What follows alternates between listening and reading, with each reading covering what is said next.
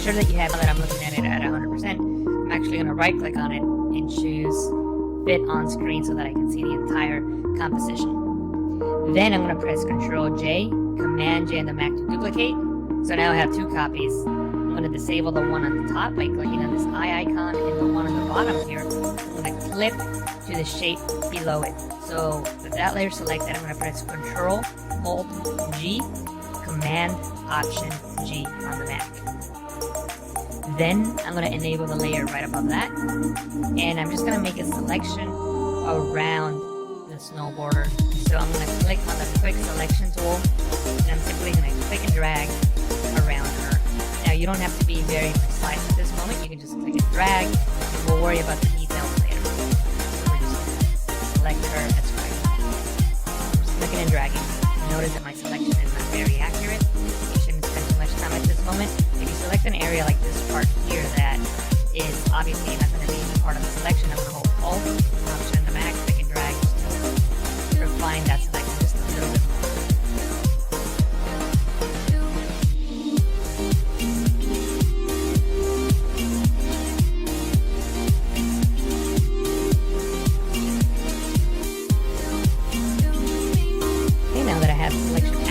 Around the snowboarder, I'm going to select that top layer, click on the layer mask icon to create a mask around the snowboarder. So what I'm going to do now is click on the top layer, hold shift and click on the layer below it, so I'm both selected, and I'm going to click on this little chain link icon here to link those 2 layers. What that allows you to do is when you move one of those layers with the move tool, it moves both. They can be in different groups and they can be separated, so that allows us to keep those 2 layers together. What I'm going to do now is press Ctrl P, Command C to transform, to scale this and adjust it accordingly. If you can't see the corner handles that you want to click and drag on, you can press Ctrl 0, that's Command 0 on the Mac, for the bird's eye view that allows you to see all 4 corner handles. Then I'm going to click and drag on this one here to scale it down by holding Shift, Alt, that's Shift, so keep adjusting it, making sure that that line is gone, but we're going to lose the detail that we want to keep. Also, with this brush selected, I can click and drag here on the hair, and hopefully we'll get a better selection. Now, I didn't do that good of a job here, so I'm just going to leave it like this for now, and then I can come back with the brush tool and fix that in a moment. So I'm going to press OK, and the brush tool, and with white, the area is actually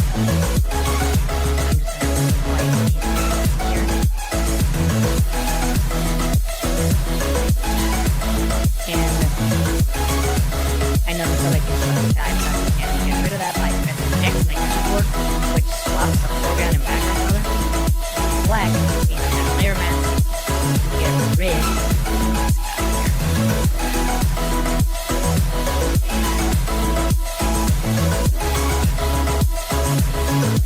And I'm not going to take the time to make sure that everything is masked out accordingly. And most of the areas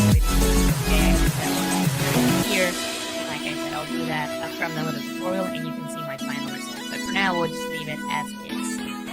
I'm gonna press Z on the keyboard, right click, and choose fit to screen. And what we're gonna work on now is extra elements that are gonna help our composite look much more realistic and much more interesting.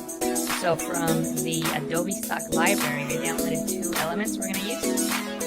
We're gonna use this shovel with the snow, so let me just double click on that to open that up. And by the way, the links to these files are on the description. You have to download them from Adobe stock. They're not free, but you can use a watermark preview to practice on. So I would recommend you doing that just so you can have a way to practice and learn. So the first thing I gotta do is get rid of the shovel. I'm gonna click on the lasso tool. I'm gonna make a selection around the shovel, and as you can see, it's not very accurate. Okay. Then I can hold Shift and Backspace, or you can go into Edit, Fill, to bring up the Fill menu, under Contents, choose Content Aware, and press OK. And Photoshop will fill in those pixels and make the shuffle disappear. I'm going to press Ctrl D, Command D, and Mac to select. And this is what we're going to work with. First thing is mask out the snow from the ground. So I'm going to go to the Channels panel. When I look for the channel, in this case, blue channel. I'm going to click and drag on the blue channel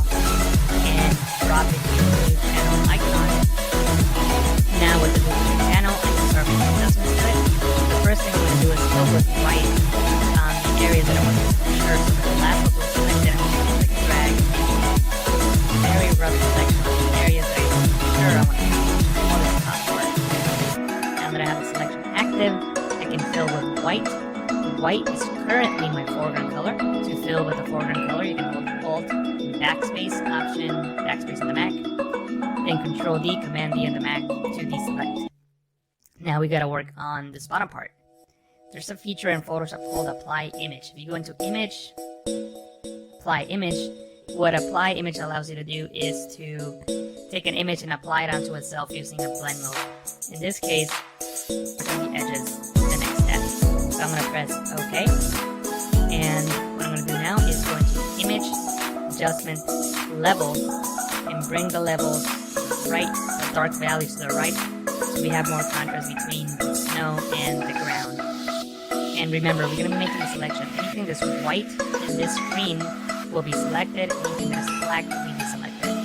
So I'm going to drag this over to the left a little bit, and edit here, and maybe drag this over to the left as well, and press OK. Now, what I'm going to do now is select the brush tool, and black as my foreground color, so I can select black.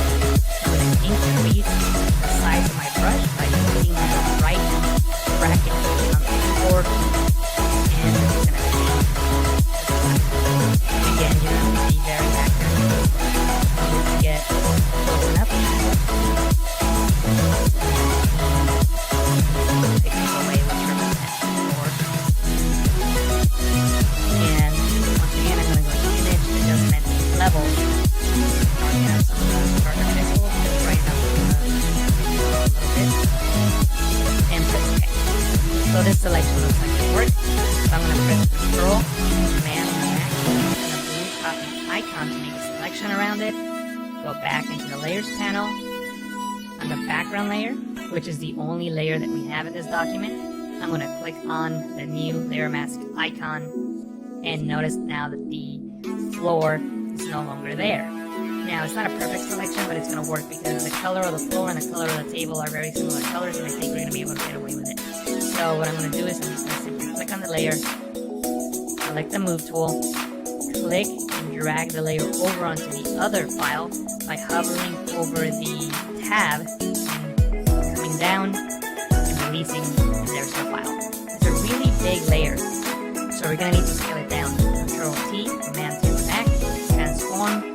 We can't see the corner handles, so I'm going to press Control 0, Command 0 on the Mac. There's the corner handles, and now I'm going to adjust them accordingly. I'm holding Shift as I'm clicking on these corner handles to keep the file up the screen. The angle is not really matching my scene, so I'm going to right click on it, choose Lift Horizontal, and here I can match the scene a little better. Maybe even distort it. Maybe right click on it and distort just to get a better perspective. Maybe something like this. And press enter when you're done. Now that we have this file in place, press V on the keyboard, right click, hit the screen. Then I'm going to press V on the keyboard, hit the move tool, and maybe move around if I need to. And I'm going to click on the new icon to create a new group. I'm going to click and drag this no layer in there. I'm going to collapse it. And now it's that group. Next, I'm going to hold Alt, Option on the Mac, and click on the layer mask icon to create a black layer mask which hides everything. And then, with the brush tool, we can paint with white on this layer mask to start revealing some of that snow. So I'm going to use the bracket keys on the keyboard as I work to increase and decrease the size of my brush. So I'm just painting with white, just bringing in some of that snow.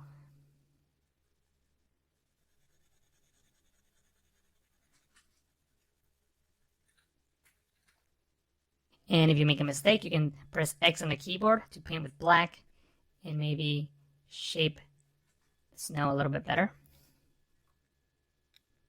So maybe something like that.